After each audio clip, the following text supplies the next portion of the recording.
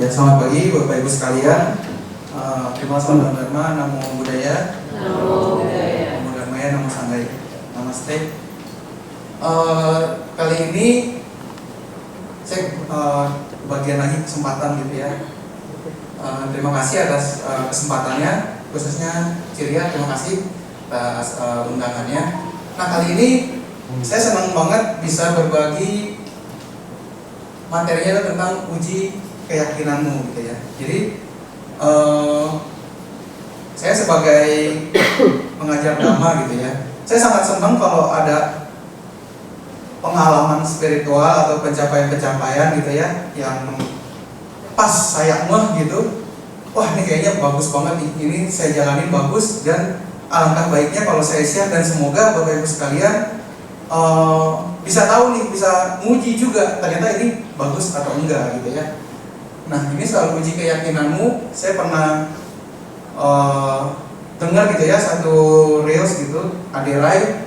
Waktu itu Aderai bilangnya gini di video itu, Bapak Ibu sekalian, kalau ada orang mau masuk ke rumah, langsung dikasih masuk nggak? Wah, enggak kan? Pasti dipilih-pilih, ini orang bakal baik atau enggak nih kalau dibawa masuk ke rumah gitu. Nah, Aderai bilang, nah, kenapa kita sama makanan enggak gitu? Ada makanan mau masuk ke rumah, ke badan kita, kenapa kita main masukin aja? Padahal kan kita harusnya pilih-pilih, ini bakal buat owner di badan kita apa enggak gitu ya. Nah, itu saya extend lebih jauh ya, saya perluas lebih jauh. Ini lebih serem dari makanan. Ada satu isme, satu pemikiran, satu keyakinan, satu ide mau masuk ke rumah kita, ke jiwa kita malah gitu ya, ke psikologi kita. Itu kalau kita nggak pilih-pilih, wah itu yang paling saya takut itu. Karena apa yang masuk ke pikiran kita itu bukan lagi jadi tamu buat kita. Benar ya Bapak Ibu ya? Itu bakal jadi apa? Operating sistemnya kita gitu. Bakal jadi controller, penggerak pikiran kita, apa yang udah kita izinkan masuk ke kepala kita. Nah, makanya ini sangat krusial, sangat penting gitu ya, untuk kita selalu menguji apa yang selama ini kita yakini yang benar tuh kayak gitu ya. Ya, di next saja kok. Nah, ini juga dari Dhammapada yang pertama. Ini buku Dhammapada pertama-tama langsung ngomong yang kayak gitu. Semuanya itu ya dari pikiran. Nanti kalau misalkan kita pikirannya itu keruh, yang ngikutin itu ya penderitaan gitu ya. Nah, di next. Nah, yang keruh itu keruh karena apa? Kita tahu ada loba, dosa, dan moha. Nah, kalau loba dan dosa, kebencian atau ketamakan, saya yakin Bapak Ibu sekalian di sini bukanlah suatu masalah kita lah di sini ya. Kita udah senang dharma gitu ya, kita udah mau ke wihara, kita juga udah ikut kegiatan-kegiatan wihara. Masa dia masih kalah sama kebencian, sama keserakahan gitu ya. Cuman yang kita nggak tahu adalah kalau kita kalahnya sama kekeliruan. Karena kita keliru itu kita nggak tahu, betul ya Bapak Ibu sekalian ya. Kita kalau ketemu teman yang kayaknya aneh, dia nggak tahu kalau dirinya aneh gitu ya. Kita ketemu teman yang kayaknya kok dia mikirnya gitu ya, dia pikir yang benar kayak gitu gitu. Nah, makanya kekeliruan itu seperti misalkan gini, kosong kepala sama kosong perut itu. Kalau kosong perut itu orang tahu, kalau perut kita kosong itu kita tahu lapar. Tapi kalau kepala kita kosong itu kita nggak tahu, nggak ada tandanya. Bener ya, jadi malah kalau orang pinter malah tahu, oh bagian ini saya nggak tahu nih, bagian ini saya nggak tahu, cari tahu. Tapi kalau orang yang nggak pinter malah nggak tahu sama sekali kalau kepalanya itu kosong gitu ya. Nah, makanya yang paling Buddha juga ini ya keren banget ya, dari miliaran tahun yang lalu pikirannya itu udah psikologi modern banget. Jadi yang paling bahaya itu adalah kekeliruan, itu sangat tercela. Hilangnya paling lama. Jadi kalau keserakahan itu, ternyata Buddha bilang keserakahan itu nggak terlalu tercela. Kenapa? Ya merugikan diri sendiri aja gitu. Maksudnya, ya kalau orang berhak, misalkan seorang pengusaha dibilang serakah, tapi selama itu legal dan selama berhak itu adalah properti dia, ya just the way gitu ya, masih legal gitu ya. Cuman emang lama hilang karena jadi tabiat. Nah, kalau kemarahan itu tercela. Kenapa? Karena pasti efeknya ke orang sekitar. Cuman cepat hilang ya. Siapa orang yang tahan marah lama-lama ya, yang marah juga capek gitu ya. Cuman kalau kekeliruan, nah ini sangat tercela, efeknya ke diri sendiri parah, ke orang lain parah, lama hilangnya karena tidak terdeteksi gitu ya. Di next. Nah ini Bapak Ibu sekalian yang tadi slide pertama bilang kalau pikiran yang keruh itu akan menghadirkan penderitaan dalam hidup kita gitu ya. Kita hoki nih hidup di Indonesia. Ya bagi kalau saya lihat Bapak Ibu sekalian di sini, kita kan tahu ya penderitaan di agama Buddha itu secara teori kan ada 3 ya, yang duka-duka, viparinama duka, sama sangkara duka tuh. Yang duka-duka itu adalah penderitaan yang misalkan sakit, lapar gitu ya, terluka, pokoknya gitu lah yang penderitaan yang jelas-jelas secara eksplisit itu emang kelihatan gitu penderitaan gitu ya. Tapi kan kita hidup di sini kan cukup aman, cukup nyaman. Bapak Ibu sekalian di sini pasti nggak ada yang dalam ketakutan bakal dipukul kan sekarang. Ada nggak? Ada yang deg-degan loh, ntar dipukul, 2 menit lagi dipukul, 3 menit lagi dipukul, nggak ada. Kayaknya kita bakal aman dari yang namanya duka-duka itu ya. Terus viparinama duka, ya Bapak Ibu sekalian juga itu memang duka yang tidak terhindarkan. Maksudnya segalanya juga pasti berlalu gitu ya. Cuman di teknologi yang udah maju gini, kita ya bisa mempertahankan hidup kita lah. Angka harapan hidup kita naik. Kalau sakit pun ada solusinya zaman sekarang gitu ya. Jadi kayaknya Bapak Ibu sekalian waktu duduk di sini menit ini juga kayaknya nggak ada yang sedang menderita karena duka-duka itu tadi, penderitaan yang sangat eksplisit gitu ya. Atau kayaknya juga lagi nggak ada yang menderita karena takut mati gitu ya. Lagi nggak ada kan, lagi nggak kepikiran kan sekarang nih. Lagi nggak kepikiran takut mati kan. Cuman kita ini pasti sedang menderita karena yang namanya sangkara duka, jenis duka yang ketiga. Duka karena pikiran. Saya lagi ceramah di sini, adem, enak, badan saya nggak menderita gitu ya. Haus dikit, nanti bentar lagi saya minum, tapi ada minumnya nih, langsung duka-dukanya langsung ada obatnya gitu ya. Tapi saya juga masih menderita karena sangkara duka. Kenapa? Ada ketakutan. Wih, ngomong salah nggak ya? Nanti dicap jelek nggak ya? Grogi nggak ya? Orang suka nggak ya? Nah itu sangkara duka. Saya sedang menderita karena beban pikiran saya sendiri gitu. Nah, Bapak Ibu sekalian juga mungkin juga lagi walaupun keadaan aman semua, nggak terlalu lapar mungkin ya, nggak ada yang kena GERD sekarang, nggak nambah gitu ya. Tapi pasti pikirannya itu lagi kena GERD gitu pikirannya. Maksudnya kayak resah. Aduh, bisa aja resah. Kapan nih kelarnya? Bisa aja resah. Lagi nganterin sekolah minggu. Wah itu kalau saya bawa anak saya sekolah minggu pasti saya resah. Saya biasanya ceramah bawa anak saya sekolah minggu. Saya pasti resah. Kenapa? Dia troublemaker soalnya. Dia apa? Pengacau lah karena agak berkebutuhan khusus gitu ya. Kalau dibilang itu sama orang nggak langsung ngerti. Jadi harus saya yang bilangin kok. Saya tinggal bisa ngacau nih gitu ya. Makanya saya kalau nganter anak saya sekolah, waktu turun dari motor saya selalu bilang, Sean, goodbye ya. Ingat apa? Don't make a mess. Udah. Pesan saya selalu setiap hari sama anak saya gitu, jangan ngacau, don't make a mess gitu ya. Nah itu sangkara duka ini yang kita paling sulit hindarkan di era modern sekarang, di era yang teknologi udah maju, ekonomi udah bagus, tetap aja duka itu bisa nyelip-nyelip jalur sangkara duka. Nah apa sih yang kita alami di sangkara duka itu gitu ya? Misalkan nih si Koko ini nih, kayaknya dia nggak lapar deh, loh dari pipinya bukan orang yang hidupnya kelaparan gitu ya. Juga mungkin dia juga di kamar lagi enak, lagi nge-game, nggak ada ancaman gitu ya, di kamar hidupnya secure, aman gitu ya. Cuman si Koko ini kita lihat dari mukanya itu lagi keserang yang namanya sangkara duka. Mungkin ada kebingungan dari apa, arus informasi yang begitu deras di sosmed gitu ya. Mungkin juga depresi, karena depresi itu sifatnya juga hormonal. Kita nggak tahu kenapa depresi, tahu-tahu otak kita bikin kita sedih aja gitu ya. Terus ada adiksi, nah ini ada yang adiksi scrolling sosmed lah, game lah, judol gitu ya. Itu orang-orang pasti bukan orang-orang yang lagi kejar-kejar musuh tuh yang adiksi judol tuh. Karena ya nggak sempat juga main judi kan. Kalau misalkan kita lagi dalam bahaya dari perang, masa ya masih sempat-sempatnya kita adiksi gitu ya. Justru adiksi ini timbul ketika kita sedang baik-baik saja, lagi nganggur gitu ya. Tetap aja duka itu jalurnya macam-macam, ada yang jalurnya sangkara duka gitu kan. Terus apalagi krisis eksistensi nih, kalau kita mulai yang anak-anak mulai menemukan jati diri tapi bingung apakah bisa melanjutkan ini, apakah nanti aman hidupnya, apakah dia sudah jadi pribadi yang memang dicintai orang, apakah sudah jadi pribadi yang memang akan diterima orang. Nah itu kan sebuah kebingungan yang luar biasa gitu ya, yang maksudnya kebingungan yang akan menyerang semua orang, tapi kita belum tentu tahu kita sedang menderita.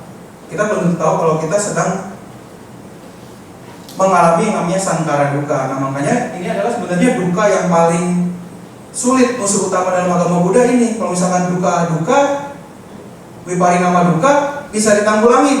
Misalkan kalau kita takut mati ya bisa dengan obat, bisa dengan nutrisi, bisa dengan treatment medical treatment gitu ya. Kalau misalkan duka, misalkan kita takut kecurian, kita takut dilukai, ya itu mah di negara hukum gini relatif aman lah. Saya malam-malam juga jam 12 malam keliling Jakarta nggak takut yang namanya duka gitu ya. Cuman sangkara duka nih, saya lagi jalan sendiri aman, tau-tau pikiran macam-macam, pikiran ya pokoknya bikin risau, bikin nggak tenang, bikin gelisah gitu ya. Di next. Nah makanya masalah kita itu sebetulnya adalah karena pandangan keliru kita nggak tahu proses yang sedang kita alami ini, kita nggak ngeh. Makanya kekeliruan itu sangat tercela, lambat hilang. Kenapa? Karena kita nggak ngeh kita sedang keliru. Itulah yang menjadi pangkal landasan masalah yang selama ini kita alami, dan itu ketika kita mengalami masalah itu akan beranak. Benar nggak? Kalau kita misalkan kita punya masalah depresi aja, kalau misalkan itu nggak ditangani, nanti yang merembet ke ekonomi, kesehatan, merembet lagi ke relationship gitu ya. Itu makanya dari pandangan salah dominonya banyak, efeknya banyak. Inilah makanya sangat penting. Nah ini saya sedikit ada pesan sponsor gitu ya, minggu depan akan datang Acan Brahmali gitu di Atmajaya. Nanti Bapak Ibu sekalian ini sangat beruntung gitu ya, kita dapat kesempatan. Kalau Acan Brahmali ini adalah murid utamanya Acan Bram gitu ya. Jadi wakilnya di Budiana ya, jadi dia sering suka ketemu ya, sama 2 kali ketemu. Saya kalau nemenin Acan Brahmali ini rasanya itu ngeliat gerak-geriknya aja rasanya kayak begitu menenangkan, terus kayak wah kayak endorfin memuncak gitu ya, sangat tenang. Saya paling terharu, paling bisa keluar air mata kalau misalkan lagi dengerin ceramahnya Acan Brahmali gitu ya. Kalau Acan Brahmali ketawa-tawa aja ya jadi ya ini yang ya ini sangat lovable lah, sangat bisa kita cintai ya. Bapak Ibu sekalian datang aja, ini tiketnya cuma donasi sukarela, nggak donasi juga nggak apa-apa. Jadi minggu depan ada kesempatan berharga ini, datang aja ya. Di next.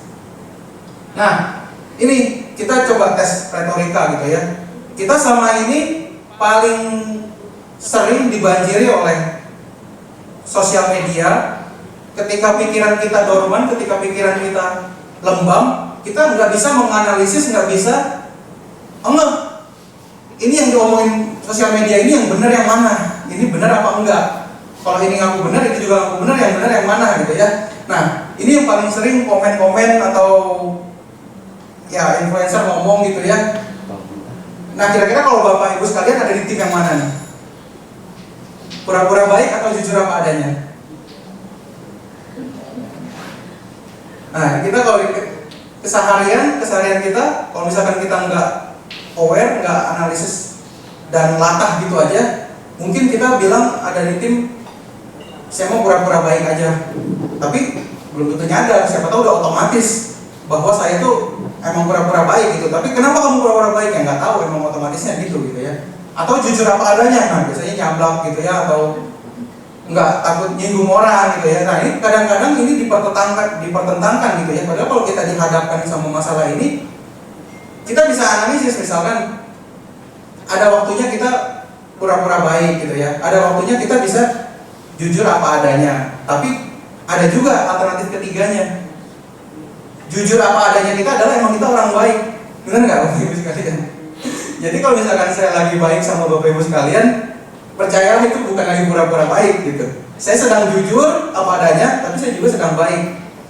Karena kita melatih sila kita, melatih kedermawanan kita gitu ya, sila dan caga kita, memang bikin kita apa adanya itu adalah baik gitu ya. Jadi next, apalagi yang biasa keributan di media sosial. Nah ini yang sering kita alami kalau ada pengemis. Nah, kasih uang atau nggak kasih uang? Bapak sekalian kira-kira ada di tim yang mana? Kasih uang. Kasih uang ya, biar cepat urusannya kelar ya. Terus ditinggalin gitu ya. Nah, kalau dengan karuna, saya di Edipasiko itu istri saya adalah manajer beasiswa. Kita udah ngurus 3.000-an anak, sekarang lagi bayarin SPP 3.000-an anak. Yang kita urusin bukan anak dan sekolah, tapi orang tuanya juga gitu kan. Bapak Ibu sekalian tahu lah kalau dibantu berarti orang tuanya kan nggak mampu ya. Jadi syaratnya itu adalah berprestasi, nilainya minimal 8 dan nggak mampu. Jadi kalau misalkan dia nggak berprestasi ya ditingkatkan prestasinya. Tapi kalau ternyata dia nggak mampu, kalau ternyata dia mampu ya harus nggak mampu dulu gitu ya kalau mau dibantu gitu. Nah, orang tua yang kita tolong itu ya macam-macam. Ada orang yang ditolong, ini karakternya ya, kalau kita mulai berkaruna, kita peduli sama orang gitu ya, kita analisis yang terbaik itu kasih uang atau nggak kasih uang. Ada orang yang begitu dibantu, dia merasa wah ini sedang ditolong, ini akan sangat menutrisi perjuangan dia gitu. Misalkan saya ada orang tua yang dia sebenarnya pintar gitu ya, cuman karena ini problem juga yang sering saya ingin share gitu ya setiap saya ceramah, kasus-kasus yang saya alami nyata gitu ya, bukannya teori-teori dari buku gitu. Jadi banyak orang tua asuh beasiswa yang dari kalangan kaya, kalangan menengah atas, bahkan lebih kaya dari saya, banyak. Cuman ternyata jadi pasien beasiswa, jadi penerima beasiswa. Kenapa? Karena suami istri ini seringnya nih ya, suami istri ini istrinya nggak dikasih ngurus bisnis. Terus suaminya kecapean ngurus bisnis, akhirnya pada meninggal. Nah, ketika hidup pengeluarannya sudah gede, tapi nggak ada income masuk, lama-lama ya udah ngabisin tabungan doang. Akhirnya banyak yang penerima bantuan beasiswa dari kalangan orang kaya gitu ya. Karena si pencari nafkahnya ini meninggal dan nggak ada yang melanjutin, akhirnya ya harus kita bantu. Nah, cuman yang saya senang untungnya adalah beberapa orang itu ketika dibantu, dia merasa ini adalah kesempatan bantuan untuk saya berjuang lagi gitu. Akhirnya yang bikin saya senang adalah banyak yang kita bantu, ternyata cuma bantu kelas 1, kelas 2, kelas 3, ternyata kuliah udah bisa bayar sendiri karena udah naik lagi ekonominya gitu ya. Jadi bantuan yang kita kasih 3 tahun itu ternyata sangat menutrisi perbaikan nasibnya gitu. Tapi ada juga orang yang dari SD dibantu sampai lulus SMA dibantu, udah gitu mindsetnya adalah malah makin nggak kerja gitu. Karena kenapa saya tahu nggak kerja? Kenapa? Karena di kita kan ada dana yang buat orang kelaparan ya, di Edipasiko kan ada dana yang buat orang sakit. Itu setiap lapar minta duit, setiap sakit minta duit, bertahun-tahun kayak gitu. Wah, ini kalau dibantu malah kita mempanin kemalasannya dia gitu ya.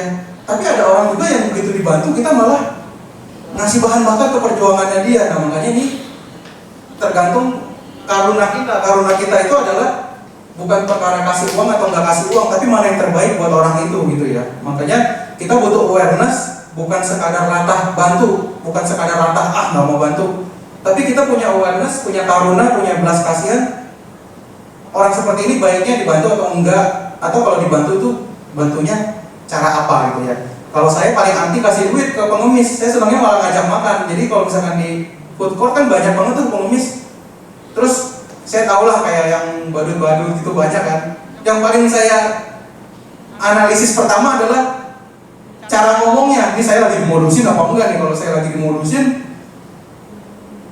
ketika saya kasih uang, pasti pikirannya adalah nah kena lu gitu.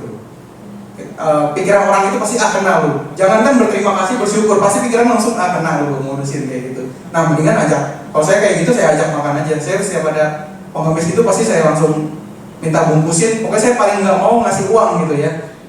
Cuman yang penting kita bukannya latah, bukannya langsung nolak atau langsung kasih, tapi kita lebih menguji lagi pilihan kita dengan karuna, dengan compassion, dengan kebijaksanaan yang terbaik yang mana gitu ya. Di next lagi.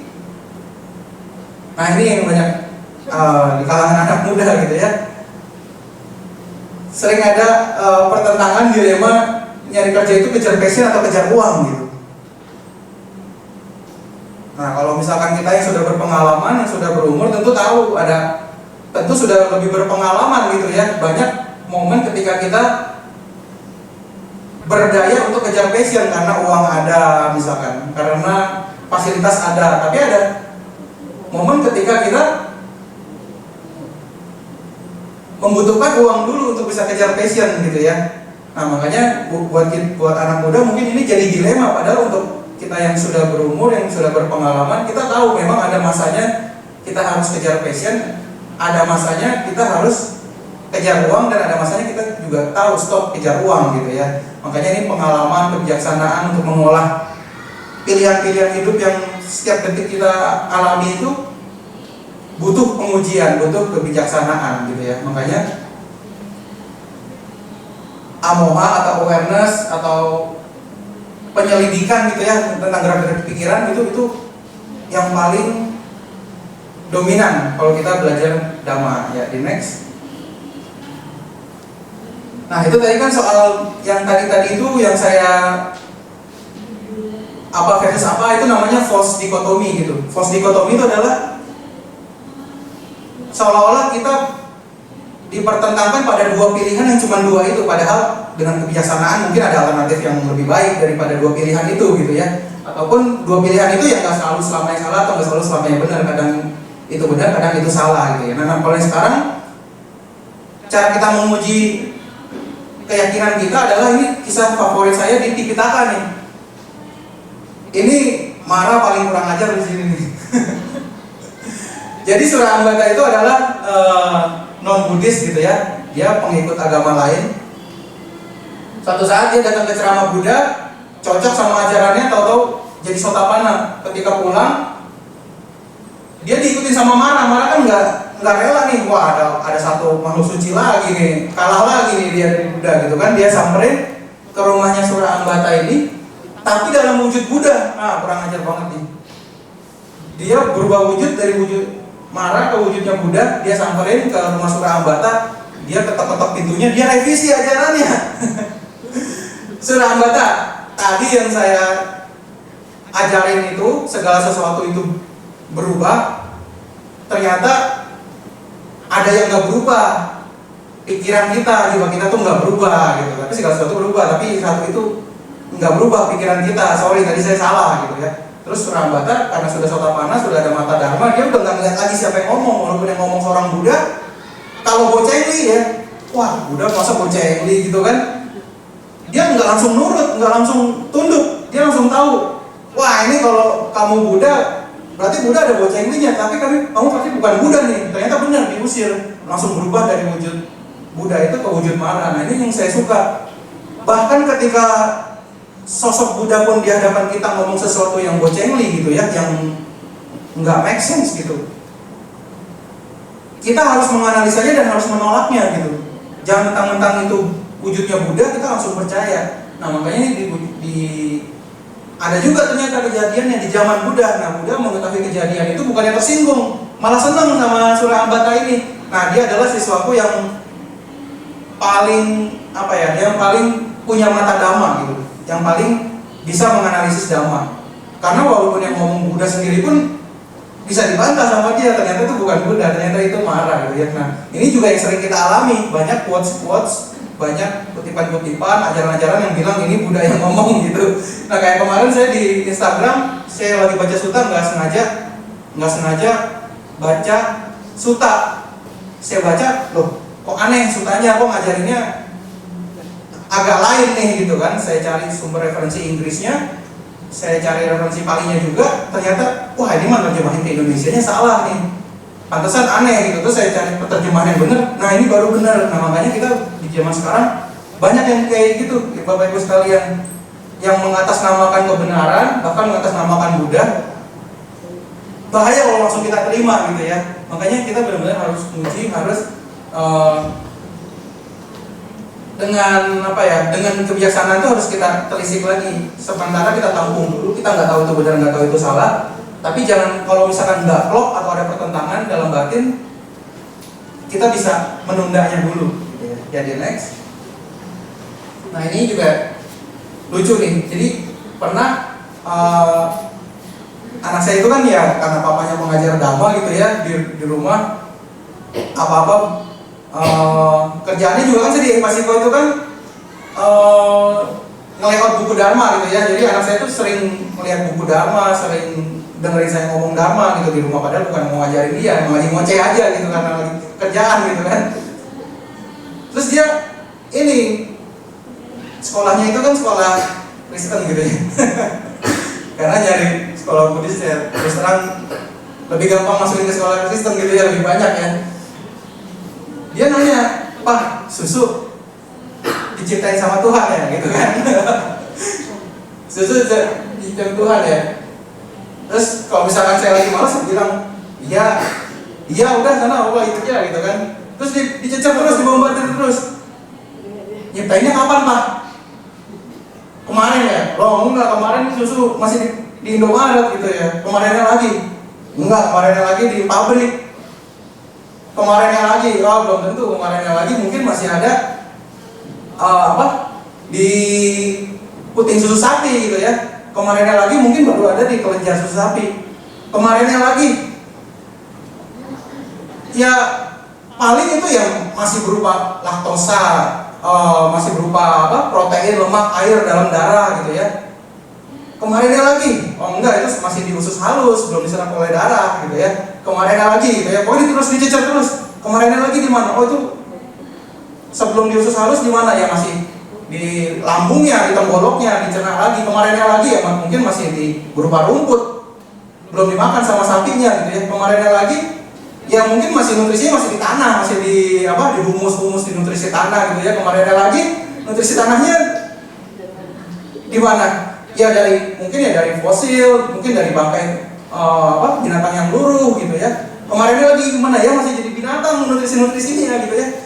Itu sampai kita cecer terus kemarinnya lagi, ternyata ternyata nggak ada momen penciptaannya.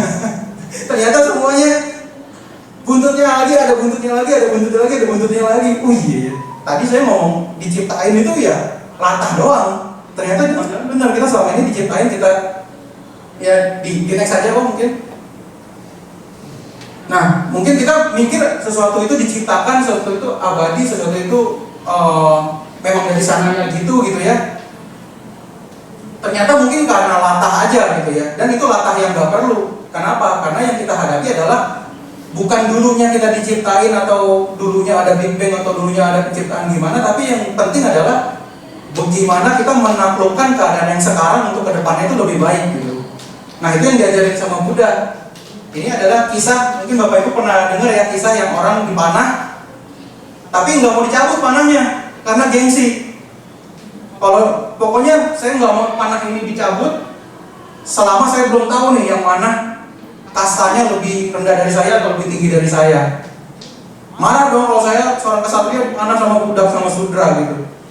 Terus saya mau tahu nih, ini orang lebih lemah dari saya atau lebih kuat dari saya nih, nggak mau dicabut pokoknya. Saya mau tahu namanya, silsilahnya, siapa yang dimana saya. Kata Buddha yang kayak gitu ya buru mati gitu kan.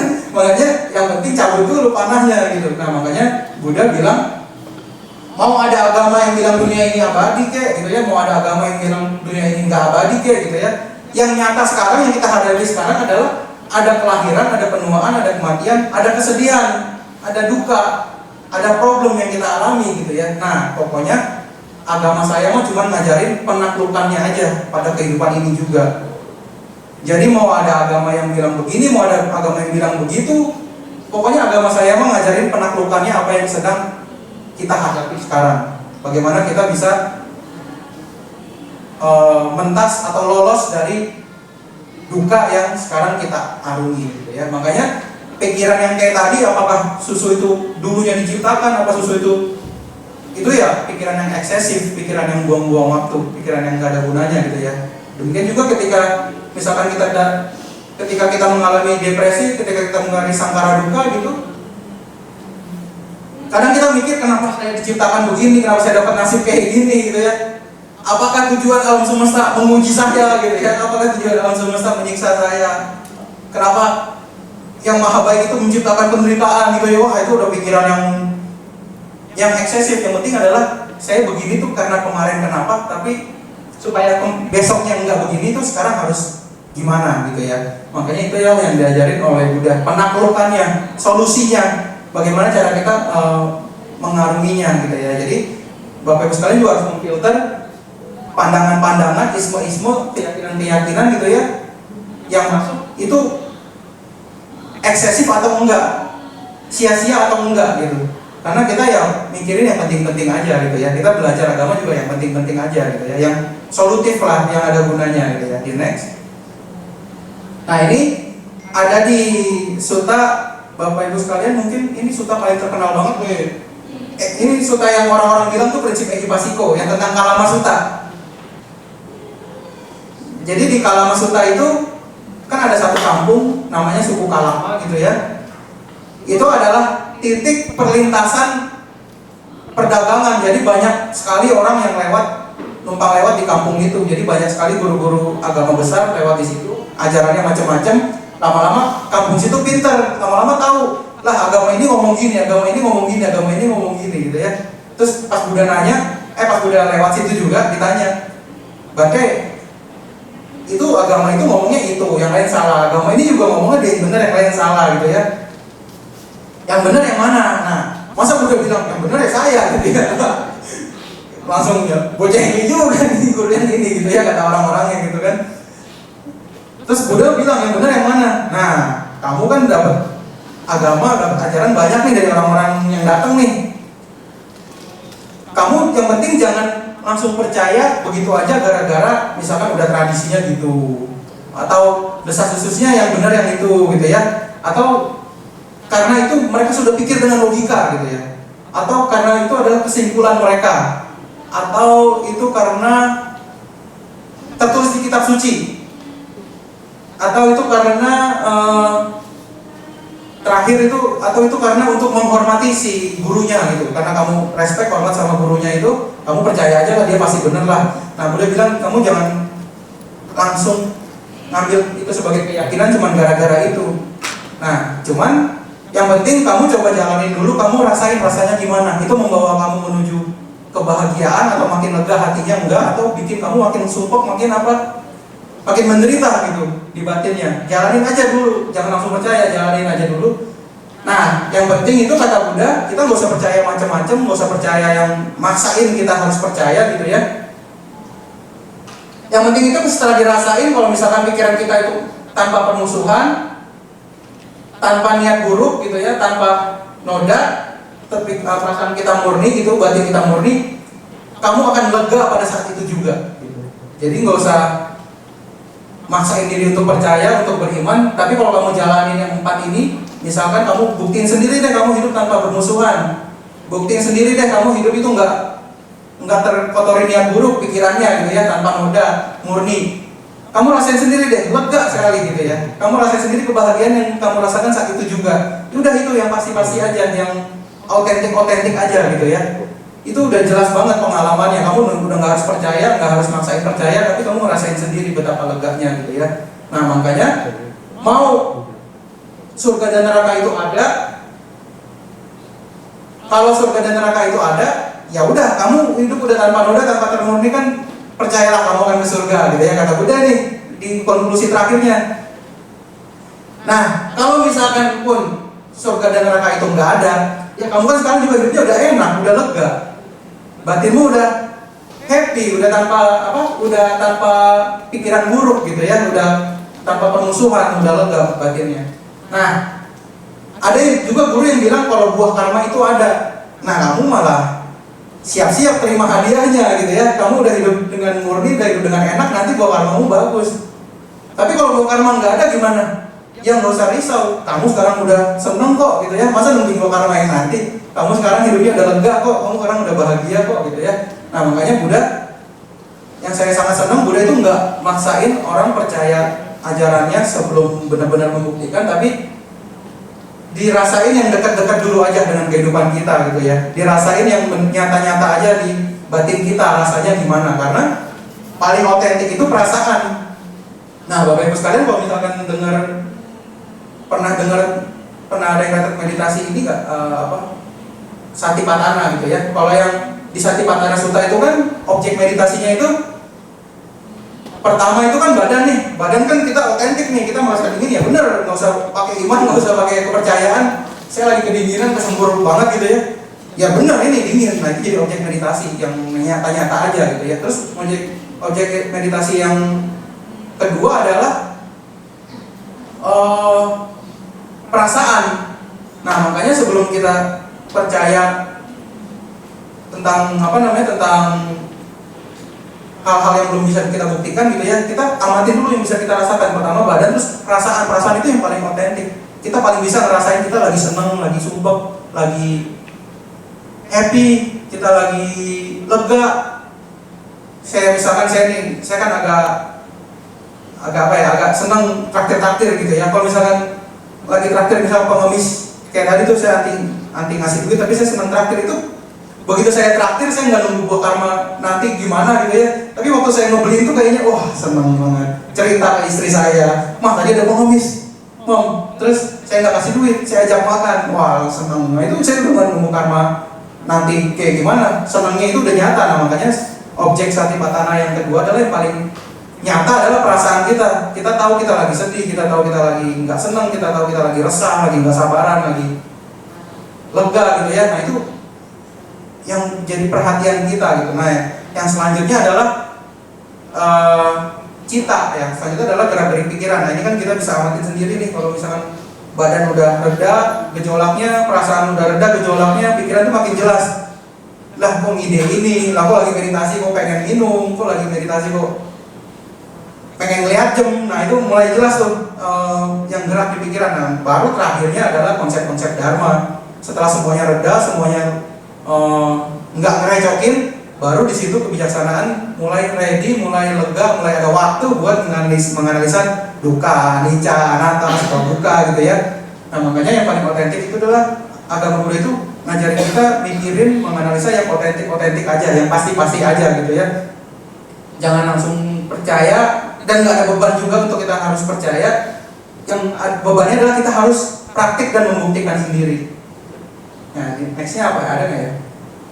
Nah ini ketika kita mengalami kebingungan gitu ya, harus percaya siapa, harus belajar dari mana, apakah guru ini udah benar. Ini yang paling bikin saya terharu, Buddha. Seorang Buddha, seorang guru yang kita hormatin aja, gurunya lagi aja Buddha gitu ujung-ujungnya ya. Buddha itu sampai bilang gini ke para bikunya pada waktu itu, para biku, kalian yang nggak punya kemampuan baca pikiran, yang nggak tahu saya beneran Buddha atau enggak gitu ya, kalian bisa kalian bisa menguji saya melalui apa yang bisa kalian dengar dan apa yang bisa kalian lihat. Kalian pernah dengar nggak omongan saya itu terkotori oleh loba, dosa dan moha?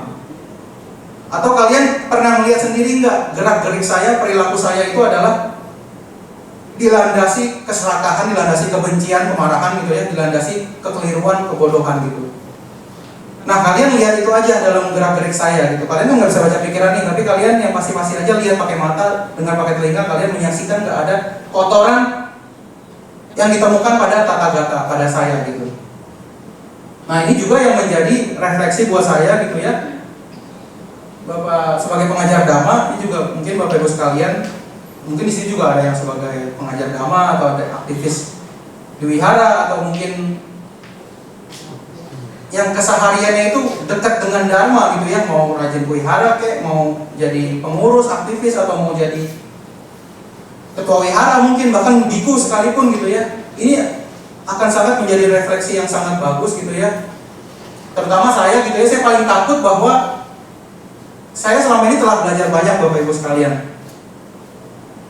Saya juga belajar Tipitaka, belajar teori dhamma, saya juga belajar filsafat, saya juga senang sains, senang psikologi. Dari semua pengetahuan yang udah saya dapat gitu ya, saya paling takut kalau ternyata saya masih seorang temen yang nyebelin gitu ya. Dengan segala pengetahuan yang saya dapat nih, dengan segala praktek, dengan segala pelayanan dharma yang saya lakukan gitu ya, saya paling takut kalau saya ternyata masih seorang suami yang nggak baik gitu ya. Mungkin aja ternyata dengan segala pencapaian dharma atau segala pemahaman dharma gitu ya yang saya terima, yang bisa saya share, ternyata saya masih seorang karyawan yang etos kerjanya payah. Bisa aja kan orang banyak ngomong bijak, ternyata bukan disuruh kerja nggak bisa gitu ya. Saya paling takut kayak gitu Bapak Ibu sekalian. Makanya kita belajar dhamma, belajar kebijaksanaan, belajar spiritual gitu ya. Yang paling penting adalah apa yang bisa didengar dan bisa dilihat mata gitu ya. Itu harus termanifestasi. Makanya percuma kalau misalkan saya sebagai guru dhamma gitu ya, saya masih sebagai orang yang sangat mengonsumsi dharma gitu ya setiap harinya, setiap saatnya gitu ya, saya masih takut kalau misalkan ternyata saya masih seorang penumpang Grab yang nyebelin. Nah itu banyak, ternyata saya masih seorang pelanggan yang rese misalkan. Saya seorang customer restoran yang bosi atau yang sombong, yang nyebelin gitu ya. Nah itu yang menjadi tolak ukur kita, seberapa dharma yang atau keyakinan atau agama yang kita selama ini anut itu udah benar atau enggak. Yang gampang-gampang aja. Nah Buddha ngasih tips ini, lihat aja yang bisa didengar orang, yang bisa dilihat orang, itu kelihatan banget nggak loba dosa dan mohanya gitu ya. Nah makanya itu jadi parameter kita udah benar nggak belajar dhamma, atau dhamma yang kita anut itu udah benar atau enggak. Lihat aja, kita tuh di mata orang masih orang yang serakah, atau orang yang sombong, atau orang yang pemarah gitu ya, atau orang yang benci, jutek gitu ya. Nah itu parameternya itu. Nah makanya Bapak Ibu sekalian, pesan terakhirnya sebenarnya ini, jadi